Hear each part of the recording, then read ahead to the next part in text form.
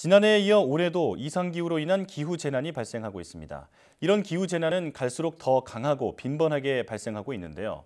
오늘 날씨학 개론에서는 올해 발생한 기후재난에 대해 알아보겠습니다. K웨더 반기성 센터장과 함께합니다. 어서 오십시오. 네, 안녕하세요. 네. 올해의 날씨는 정말 종잡을 수가 없습니다. 1월 초에는 폭설과 혹한이 발생하더니 최근엔 또 4월 초순 정도에 이를 정도로 기온이 올라갔거든요. 우선 올겨울 어떤 이상기후가 나타냈는지 정리해 주시고요. 또 이런 오락가락한 날씨가 나타난 이유까지 짚어주시죠. 일단 작년 말서부터 시작됐던 이상 한파로 인해서 서울이 영하 18.6도까지 떨어지면서 20년 만에 한파가 찾아왔었죠. 지난 1월에는 서울을 비롯한 수도권에 내린 폭설로 도로 상황이 마비되기도 했었는데요. 올 1월부터 2월 14일까지의 평균 기온 변화를 보면은 1월 12일까지는 평균보다 기온이 굉장히 낮았어요. 최고 평균보다 12도 이상이 낮은 한파가 있었는데 한파가 끝난 1월 21일부터 8일 동안 평균보다 기온이 최고 11도 이상 높은 현상이 발생을 하면서 기온의 큰 폭으로 널뛰기 현상이 발생을 했습니다. 이어 짧은 단파형의 한기가 다시 내려왔다가 다시 기온이 큰 폭으로 올라가는 높은 어떻게 보면 이례적인 기온 현상이 발생을 했는데요. 20년 만에 이상기후가 발생한 것은 북쪽의 한기인 북극진동 때문이었습니다. 북극진동, 북극에서 추운 공기가 커졌다 작아졌다 소용돌이치는 현상을 말하는데요. 평소에는 제트기류가 북의 찬 공기를 아주 담벼락처럼 딱 가둬두고 있습니다. 근데 지구온난화의 영향으로 제트기류가 약해지면서 북극의 찬 공기가 중위도 쪽으로 내려오는 것이죠. 북극의 찬 공기가 중위도 지역까지 남하하고 또 이 때문에 동아시아의 한파 등과 같은 기온 변동성이 증가한 겁니다. 북극의 찬 공기를 가둬두는 그 벨트 같은 역할을 하는 게 바로 제트기류인데 이게 지구 온난화의 영향으로 좀 느슨해지면서 이 남쪽 지역까지 영향을 줬다 이렇게 말씀해 주셨는데요. 자, 그렇다면 비슷한 위도에 있는 중국이나 일본도 영향을 받았나요? 네, 그렇습니다. 당연히 중국과 일본도 굉장히 큰 영향을 받았습니다. 먼저 중국의 경우를 보면 우리나라 한파가 내려왔던 1월 8일 베이징의 최저 기온이 영하 19.5도. 근데 이때 바람이 굉장히 강하게 불었습니다. 시속 87km의 강풍이 불면서 최고 온도는 영하 43도까지 기록을 했는데요. 지금까지 베이징의 역대 최저 기온이 영하 19.3도였으니까 베이징 그 기상 기록을 깬 거죠. 또 중국의 시베리아와 가까운 북부 해룡장성의 다싱안닝 아무얼은 절기상 소원이었던 1월 5일에 영하 44.7도를 기록하기도 했습니다. 엄청나네요. 우리나라와 중국에 영향을 주는 북극 한파는 따뜻한 나라인 대만을 강타했습니다. 평소에 겨울에도 영상 15도 이상이 온도가 유지되기 때문에 난방 시설이 없는 집이 많죠. 그런데 갑자기 한파가 내려오면서 사망자가 126명이나 발생했던 겁니다. 사망자는 대부분이 노인들로 심각경색으로 발생했다고 합니다. 이렇게 기온이 낮아진 북극 한파는 동해상을 지나가면서 바다 이 공기의 온도차로 발생하는 눈구름을 만들지 않습니까? 바로 일본의 경우 이 눈구름이 육지에 상륙하면서 무려 2m가 넘는 폭설을 내렸습니다. 중국과 일본뿐만 아니라 더 남쪽의 그 따뜻한 나라인 대만까지 아주 심각한 피해가 발생했다는 건데요. 자, 그런데 동아시아뿐만 아니라 유럽이나 아예 적도 부근에 있는 그 아프리카까지도 폭설과 한파가 발생했다고 들었습니다. 이건 어떻게 된 건가요? 일단 북반구에는 제트기류가 돌고 있지 않습니까? 이 제트기류가 원형으로 돌지 않고 남북으로 길게 사행하게 되면은 남쪽으로 길게 내려오는 이쪽 지역은 굉장히 북극 한파가 내려오고요. 다음에 이게 북극 쪽으로 이렇게 올라가는 쪽은 이상 난동이 발생을 해요. 동아시아와 함께 유럽 쪽으로도 이번에 제트기류가 남하하면서 1월 초에 한파와 폭설이 발생을 했는데요. 1월 9일 스페인의 마드리드의 적설량은 50cm로 1971년 이후 50년 만에 최고치를 기록을 했고요. 이로 인해서 항공, 철도, 도로 등 교통이 마비가 됐고 또 스페인의 북서부 레온 지역은 영하 35.8도까지 내려갔습니다.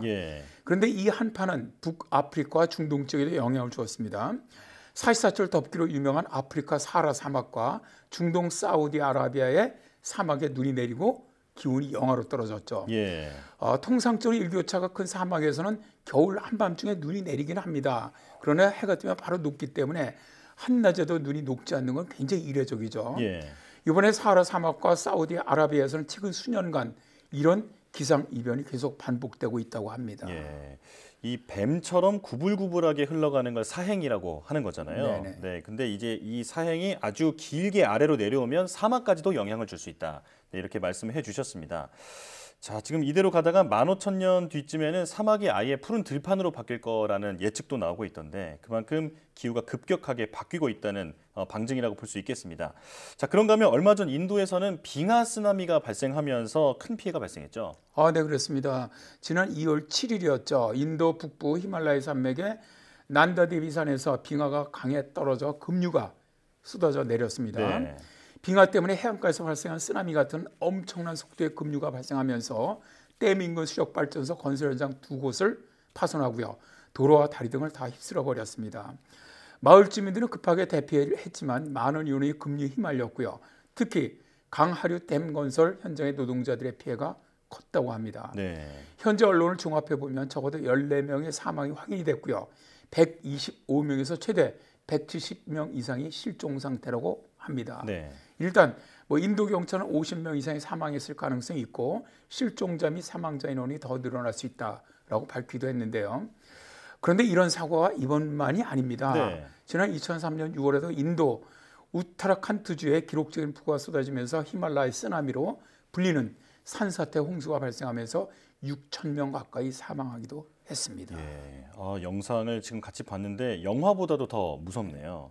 자, 그러니까 이런 빙하로 인한 재난이 이번이 처음이 아니라는 말씀인데 빙하 사고가 이렇게 자주 발생하게 되는 게 지구 온난화 때문이겠죠? 네, 그렇죠. 아무래도 이런 빙하 붕괴 사태 같은 경우는 기후 변화 강연 가능성을 우리에게 잘 보여주는 것이죠.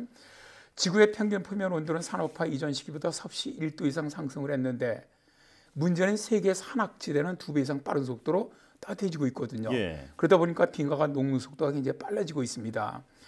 네팔 정부의 연구 관계자는 네팔의 더 높은 산에서 빙하 지역들이 줄어들고 있다. 빙하 면적이 줄어든다는 것은 빙하가 흘러내리거나 빙하 호수가 만들어져서 물이 어딘가에 갇혀 있다는 것을 의미한다라고 말했는데요. 예. 문제는 기후변화로 인해서 빙하의 형성 속도가 인간의 대응 속도를 뛰어넘을 가능성이 높다는 데 있습니다. 예. 김백민 부경대 환경대기과학과 교수는 한 번 빙하호가 증가하기 시작하면 걷잡을 수 없는 상황이 될 수가 있다. 지난 30년 동안에 1.5배가 많이 늘었다면 향후 30년 동안은 10배 이상 늘어날 가능성이 크다라고도 말합니다. 네. 이게 그냥 호수가 생기는 문제가 아니라 수백만 년 동안 그 물이 없던 곳에 물이 들어차는 거니까 언제든지 재난이 발생할 수 있는 위험도 커지는 거잖아요. 네네. 자, 그렇다면 지금 히말라야 산맥에 이런 빙하호가 얼마나 존재하나요? 일단 유엔 국가개발계획이 있습니다. 이 단체에서 2020년 9월에 작성한 보고서를 보면 히말라야에서 확인한 빙하호의 수는 3,624개입니다. 예. 그중에 2,070개 호수가 네팔에 있고요. 1,509개 호수가 중국 타르에 있고요. 45개 호수가 인도에 있습니다. 예. 이번에 빙하호가 가장 적은 인도에서 빙하 쓰나미가 발생을 했죠. 물론 이번 인도 빙하 쓰나미는 댐 건설에 영향도 있을 것으로 추정되고 있기는 합니다. 다만 지구온난화를 저지하지 못한다면 빙하 쓰나미 비극은 매년 더 큰 폭으로 발생할 것으로 보입니다. 예. 지금 이상 기후와 기후 재난에 대해서 들어봤는데 그 추가적으로 앞으로 그 올해 우리나라의 기후는 어떻게 될 거라고 보시나요? 뭐 여름이라든지 가을 이렇게요.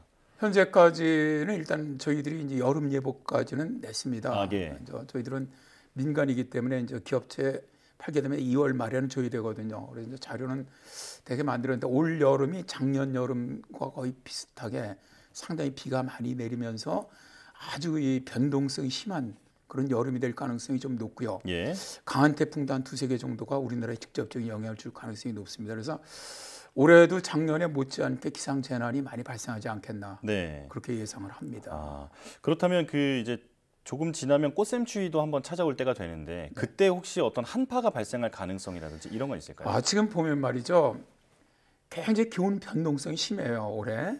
그러니까 이게 봄철까지 이어질 것으로 보이는데요. 지금 북극 진동 지수가 굉장히 음해 지수를 보이고 있습니다. 음해 지수를 계속 보이고 있는데 이런 음해 지수를 보일 경우에는 지금 같이 이제 잠깐 추웠다 이제 당장 오늘서부터 다시 추워지지 않습니까? 네. 내일 모레까지 반짝 추위가 오고 다시 기온이 큰 폭으로 올라가고 또 며칠 있다 다시 한파가 또 내려오고 이런 기온의 변동성이 계속 좀 심할 것 같아요. 예. 그래서 올해 봄에도 이 꽃샘추위가 한 최소한 두세 차례 정도는 있지 않겠나. 근데 이제 문제는 뭐냐면은 이렇게 이제 꽃샘추위가 와서 기온이 뚝 떨어졌다가 다시 올라가니 기온의 폭이 굉장히 높이 올라와요. 예. 그럼 이 기온의 이 높낮이가 클수록 이 사람 건강은 굉장히 나쁘거든요. 면역력이 약한 분들은 굉장히 위험합니다. 그래서 건강에 좀 각별히 유의하셔야 되겠네요. 예. 자, 어느 순간 날씨가 이렇게 오락가락하는 게 크게 놀랍지 않은 일이 된 것 같습니다. 하지만 이런 기후 변화가 우리 인류의 생존에 직결되는 문제라는 것을 인식하고 지구촌이 함께 대응해야겠습니다. 지금까지 K-웨더 반기성 센터장과 함께했습니다. 오늘 말씀 잘 들었습니다. 네, 고맙습니다.